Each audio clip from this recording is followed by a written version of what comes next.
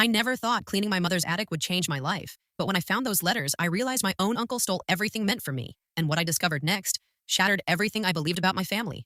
The attic always smelled like dust and forgotten memories. The wooden floorboards creaked under my feet. I hadn't been up here since I was a kid. Boxes stacked to the ceiling, sheets of plastic covering old furniture. The sunlight slanting through the small window made the dust look like tiny golden specks dancing in the air. I started sorting through the boxes. Old photo albums, my mother's dresses, a broken music box. Then I saw it. A small wooden chest tucked behind the wardrobe. It looked ordinary, but my gut told me it wasn't. I knelt down and lifted the lid. Inside, dozens of letters tied with a faded ribbon. The ink was smudged in places. The paper yellowed with age, and my name was written on every envelope in my mother's handwriting. I held the top letter. My hands trembled. The first words I read made my chest tighten. My dear child, I am leaving this to you, but you must be careful. Some people cannot be trusted. I swallowed hard. I thought of my uncle, the man who had smiled at family gatherings, who had always said, I'll look out for you, kiddo. I started opening the letters one by one. Each one revealed more than just love instructions, warnings, mentions of inheritance and money left for me. And then, a name that kept appearing. Your uncle took the stocks, the bonds, the property. Keep watch. Protect what is yours. I froze. My mind spun all those birthdays, holidays, family dinners, smiles, laughter. Was it all a lie? I dumped the letters on the floor, ran my fingers over each one. The betrayal settled into my bones. The man I had trusted had stolen everything meant for me. My inheritance, my mother's last wishes. All gone into his hands, I couldn't stop. I pulled out old bank statements, photographs, deeds hidden beneath the chest. Everything connected. My uncle's signature, forged approvals, falsified documents. The deeper I looked, the darker it became. The realization hit me like a thunderclap. This wasn't just theft, it was decades of deception. Hidden from me, hidden from my mother. I sank to the floor, the letters spilling around me. I felt anger, sadness, disbelief, betrayal. I had no idea where to start, how to reclaim what was mine, or even if it was possible, but one thing was certain: I couldn't let this go. Not now, not ever. The attic, once a place of memories, now felt like a battleground, and I knew the fight was just beginning. If you discovered a family member betrayed your mother's trust, would you confront them immediately or gather proof first? I couldn't stop thinking about the letters. They haunted me while I sorted through the attic boxes of old clothes, holiday decorations, forgotten toys. Everything felt like a reminder of what had been stolen. I found a stack of my mother's journals, bound in leather, worn edges. I flipped through the first pages, her handwriting flowing, careful, loving. And then I found it, mentions of my uncle, notes about the stocks, the savings, the family home. A warning she had written years ago: he cannot be trusted with your future. He may smile, but his intentions are not yours. I felt my stomach twist. I remembered all those times he had insisted on managing my college fund. All those family trips he offered to cover for me. All those helpful gifts and advice. What if it had all been a lie? What if everything had been about him? I dug deeper. Under the journals, a folder with bank documents, property deeds, insurance papers, everything in his name that should have been mine. I stared at the signatures one after another, a pattern emerging. I could almost hear my mother's voice saying, keep watch, keep watch, keep watch. I wanted to scream. I wanted to run. I wanted to tell someone. But who would believe me? No one knew, not even my closest friends. It was my secret now, and I had to handle it alone. I remembered my mother's voice, soft but firm, warning me about trust. I held a faded photograph in my hands, her arms wrapped around me, smiling, eyes full of love. I promised silently I would not let her efforts be in vain. I would fight. I would uncover everything. I would reclaim what was rightfully mine. I started making a list. Each document, each letter, each clue I wrote down. Dates, names, transactions. Every small detail mattered. Every small betrayal counted. Hours passed. The attic grew darker as the sun sank. Dust floated in the golden slants of light. I felt a fire inside me, a determination I hadn't known I had. I wasn't going to be fooled. I wasn't going to be cheated. Not by him, not by anyone. I could feel the story unfolding. Each letter, each clue, a thread, leading me closer to the truth. And I knew the deeper I dug, the darker the betrayal would become. If you discovered clear evidence of a family member stealing from you, would you confront them immediately or secretly gather more proof first? I couldn't sleep that night. The attic, the letters, my mother's warnings, they haunted me. I kept replaying every family dinner, every smile from my uncle. And it all started to make sense. The hidden accounts, the transfers that never reached me, the sudden investments he claimed were for my future. I remember the day he told me the house belonged to him. Now I'd been 8. He had smiled and said, "Don't worry, kiddo, I'm handling it for you." Every promise suddenly felt hollow. Every laugh, every pat on the head, every whispered reassurance, a mask hiding a lifetime of lies. The next day, I returned to the attic. I needed answers. I needed a map of what he had taken. I spread the letters across the floor, bank statements, property deeds, insurance policies, old receipts, anything that could lead me to the truth. And the patterns were clear. Decades of manipulation, documents signed in his name, transactions shifted just out of my reach. Even family friends, those I had trusted, had been deceived. It was a network of lies, and I was trapped in the middle. I found a ledger tucked beneath a stack of journals. The entries were meticulous. Numbers, dates, notes, and in the margins, my uncle's initials. Every line, a stolen piece of my life. I could feel my hands shaking. The betrayal wasn't just financial, it was personal. Deep. It cut into the core of who I was. I remembered my mother, the way she had looked at me the last time I saw her, her eyes full of love, but shadows of worry lurking behind. Now I understood why she had known she had tried to protect me. And yet, even she had been powerless. I had to act. But I also knew this wasn't just a confrontation. It was a war. A war fought with letters, signatures, old documents. A war against someone I was supposed to trust. Someone who had smiled while stealing my inheritance, my mother's legacy, my birthright.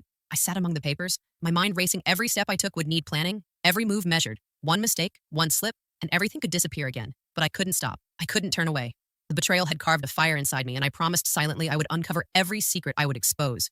Every lie I would reclaim, everything my mother had left me. Even if it meant facing the darkest parts of my family, even if it meant the man I once called uncle would be exposed, even if it tore everything apart. The attic, once a place of childhood memories, was now my battlefield, and I was ready. If someone you trusted for your whole life betrayed you, would you fight to uncover the truth or let it go to protect family peace? The next day, I went back to the attic. The air was thick with dust, sunlight slanting through the small window. I felt like I was walking into a secret world, a world my mother had tried to protect and my uncle had tried to steal. I pulled open the last box in the corner. It was heavy, wood, old, and worn. I felt a thrill of hope and dread, because I knew whatever was inside could change everything. Inside, wrapped in brown paper, were more letters, and beneath them, folders filled with documents. Some of them were insurance papers, others, property deeds, bank accounts, even my mother's will. And then, tucked at the bottom, an envelope marked in red. To my daughter, if you find this. I opened it with trembling hands. Inside, a letter. Her handwriting soft but firm. My darling, if you are reading this, it means my worst fears came true. Your uncle has stolen what was meant for you. I tried to protect you, but the truth is buried beneath his lies. You must find the rest, follow the trail, and claim what is yours. I dropped the letter. My hands shook. Tears blurred my vision. The betrayal wasn't just a mistake. It was deliberate. Systematic decades of theft. I sorted through the documents, every signature, every transfer, all pointing to him, the man who smiled at me, who hugged me, who told me he was keeping an eye out for me. It was all a lie. And then I found something else. A ledger hidden inside a false bottom of the folder. Numbers, names, dates. Every transaction my mother had tried to safeguard, all redirected to him, all gone. And in the corner, in tiny letters, a note in my mother's hand. Follow the numbers, my daughter. The truth will be revealed. I felt my heart race. This was bigger than I imagined. The betrayal wasn't just about money, it was about trust. It was about a lifetime of deception. And now, it was all mine to uncover. I spent hours piecing it together, cross-referencing letters with bank statements, deeds, and notes. Each new discovery made my stomach twist. I realized the full scope of what he had done, and I knew the fight was just beginning. I stood up.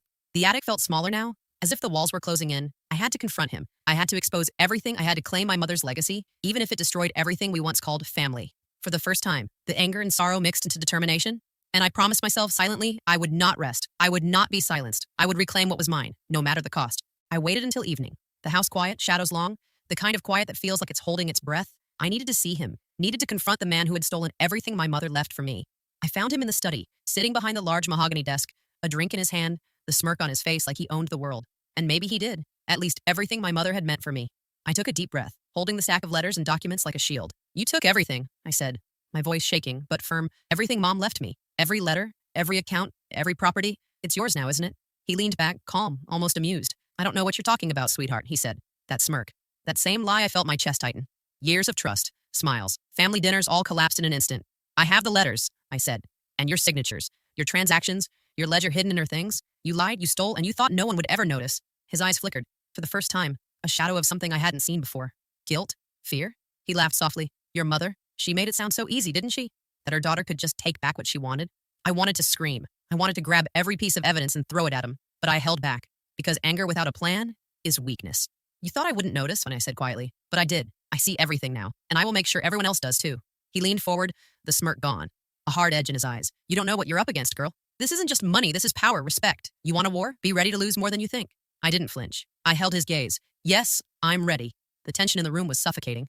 I realized in that moment, this wasn't just about inheritance anymore. It was about justice, about exposing a lifetime of lies, about proving that betrayal, no matter how long hidden, cannot stay in the shadows forever.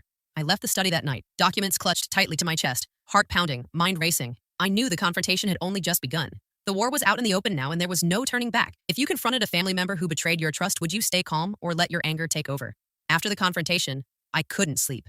The house felt smaller, the shadows heavier. Every corner seemed to whisper secrets. And I knew the truth was still deeper than I'd imagined. I returned to the attic, determined to uncover everything. Every ledger, every bank statement, every scrap of paper my mother had hidden. I needed the full picture. Hours passed.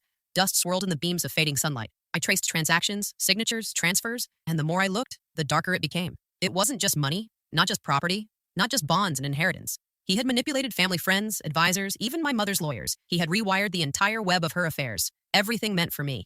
Diverted into his control, I found letters between him and one of the lawyers. Plans carefully orchestrated, forged signatures, falsified approvals, a lifetime of deception revealed in ink and paper. I felt my hands shake, my chest tighten. The betrayal wasn't just about greed, it was about power control. Dominance over my life, my mother's legacy, my very future. Tears stung my eyes, but the anger inside me was fiercer than the sadness I thought of my mother, the woman who had tried to protect me, who had warned me to keep watch, and I realized why. She had known she had seen the depth of his lies, and now it was my turn to act. I started organizing everything, mapping connections, making a list of witnesses, transactions, and proof. Every detail mattered, every detail could expose him. I felt a fire inside me, not just for the inheritance, but for the truth, for justice, for my mother. Hours turned into night. The attic grew colder, shadows stretching longer. I spread the letters, ledgers, and documents across the floor, each one a piece of a puzzle. A puzzle my uncle had hoped I would never solve. But now, I was closer than ever. I realized something terrifying. The deeper I dug, the more enemies I might uncover, the more lies I revealed, the more danger I might face. But I didn't care. I had to finish this for my mother, for myself, for the truth. And in that moment, I swore silently. No deception would remain hidden, no betrayal unpunished. I would uncover everything and make sure the world knew the man I once called uncle was not the man he pretended to be. If uncovering the full truth meant exposing people you once loved, would you still do it? I didn't expect help.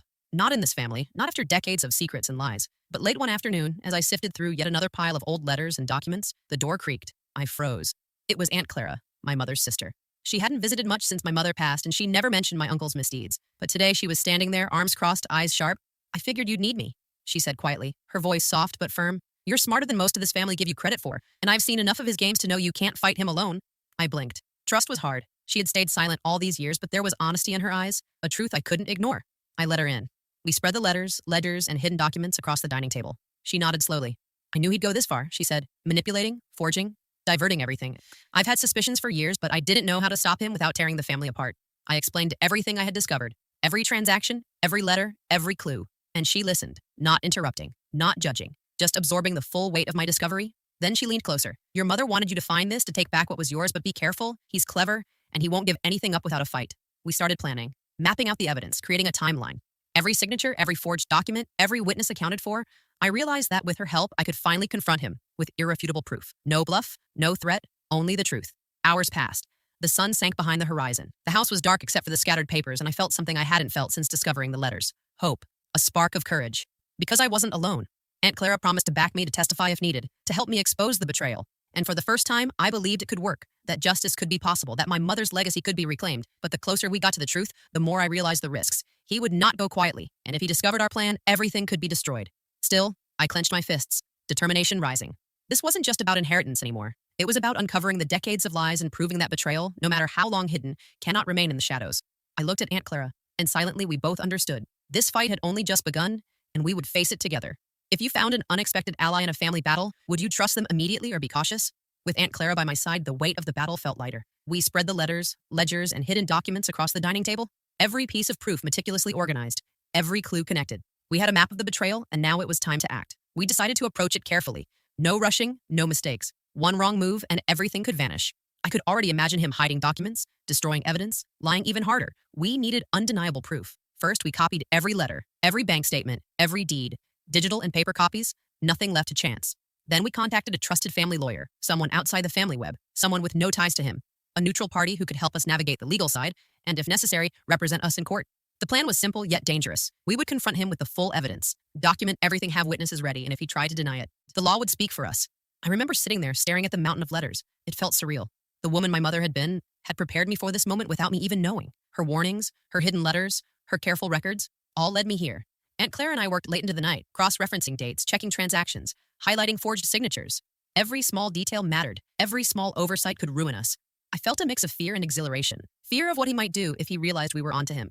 Exhilaration that the truth was finally within reach. I could almost hear my mother whispering, "This is your fight now. Protect what is yours." We rehearsed the confrontation, how I would speak, what evidence to present first, how to stay calm, how to make sure he couldn't manipulate or intimidate us. And through it all, Aunt Clara reminded me, stay focused. Don't let anger cloud your judgment. The truth is your weapon. As the night grew darker, I felt a fire inside me. The betrayal, the lies, the years of deception. It fueled me. I was ready. Ready to face him. Ready to reclaim what was mine. And no matter what happened, I knew I wouldn't back down. Because this wasn't just about money or property. It was about justice. About honoring my mother. About exposing the darkest corners of a family secret that had been hidden for too long. And in that moment, I felt a strange calm. The plan was in motion. And soon the truth would be revealed. If you were about to confront someone who betrayed your family, would you meticulously plan every step or act on instinct? The day finally came. I walked into the house, documents in hand, Aunt Clara by my side. The air felt thick, heavy with tension. I could hear the faint tick of the grandfather clock in the hall. Every second stretching, every heartbeat loud. He was in the living room, pretending calm. A glass of whiskey in his hand, that familiar smirk on his face. He didn't know we had uncovered everything. He didn't know the plan was set. He didn't know this time. He couldn't lie. I stepped forward. "Sit down," I said, my voice steady despite the storm inside. He raised an eyebrow, amused, curious. "About what?" he asked, pretending ignorance. I spread the documents on the coffee table. Letters, ledgers, bank statements, deeds. Each one a testament to his deception. "This," I said, "is everything you've taken that belonged to me. Everything Mom left for me. Every transaction, every forged signature, every lie." For a moment, he laughed. A short, bitter laugh. "You really think you can prove anything?" he sneered. But I ignored him. I held Aunt Clara's gaze. We had witnesses. We had lawyers. We had the truth. I laid out the sequence. The hidden accounts, the forged documents. Every letter my mother had written warning me. Every note showing he had systematically taken control. And as I spoke, I saw it. A flicker of fear in his eyes. The mask slipping. The smirk fading. "You've underestimated me," I said, my voice rising with controlled fury. "I've spent months uncovering the full scope of your lies, and this time there's no escaping it." He leaned forward, voice low, threatening. "You think showing a few letters will ruin me? You're naive, child." I didn't flinch. Aunt Clara stepped closer, her hand brushing mine for support. I knew we weren't alone. The law, the proof, and the truth were on our side. I continued. "We have every piece documented, and if you try to deny it, we have witnesses ready to testify. The evidence doesn't lie. You can't hide behind family ties anymore." The room was tense. Silence stretched for what felt like hours. Finally, he sank back into the chair, his eyes cold, calculating. "You've made this personal," he said. I nodded. It always was. But now the truth will come out and justice will be served. I walked out that night, heart pounding, adrenaline surging. The confrontation wasn't over. He wasn't defeated yet, but I had taken the first step, and the fire inside me burned brighter than ever. The attic letters, the hidden documents, my mother's warnings. All had led to this moment, and soon, the final chapter of this long-hidden betrayal would be written. If you exposed a lifetime of lies to a family member, do you think they would admit the truth or fight back? Weeks passed after the confrontation. Every day was tense. Lawyers, meetings, witnesses, every piece of evidence scrutinized, verified, and all the while my uncle tried to intimidate, to manipulate, to twist the truth. But it was no use. The proof was undeniable. I remember walking into the office that final day, folders in hand, heart racing, palms sweating, but for the first time in months, I felt a calm certainty. This was the moment to reclaim what had been stolen. The judge reviewed the evidence. Letters, ledgers, deeds, bank statements, everything meticulously documented, and I watched as my uncle's confidence crumbled. Every lie, every betrayal exposed. He could no longer hide behind smiles or family ties. The truth had finally caught up to him. I felt a strange mix of relief and sorrow. Relief that justice was done. Sorrow for the years of betrayal, the lies, the stolen moments. But most of all, a deep sense of gratitude for my mother, for her foresight, her warnings, her careful records that had guided me through this storm. When the ruling came through, everything was returned. The inheritance, the property, the accounts, all that was rightfully mine. It wasn't just about money or possessions. It was about restoring what my mother had left me. Her love, her legacy, her trust in me. I hugged Aunt Clara, tears streaming down our faces. We had done it. We had faced decades of deception and emerged victorious. But more than that, we had uncovered the truth, and the truth had freed us. I returned to the attic one last time. The letters, the ledgers, the hidden documents, now symbols of victory rather than betrayal. I held the final letter from my mother, read it once more, and smiled through the tears. "You are strong, my daughter. You are brave. You have found the truth, and you have claimed what is yours." I knew the scars of betrayal would remain, but I also knew I was stronger for it. I had faced the darkness of my family's secrets. I had confronted the uncle who tried to steal my life, and I had won. Walking through the house, I felt a sense of peace. The air seemed lighter, the shadows less heavy. I had reclaimed not just what was stolen, but my own strength, my voice, my truth. And as I looked out the window, sunlight spilling across the room, I whispered to myself, "This is mine, and no one will ever take it away again." If you uncovered decades of betrayal in your family, would reclaiming your inheritance feel like victory or something more?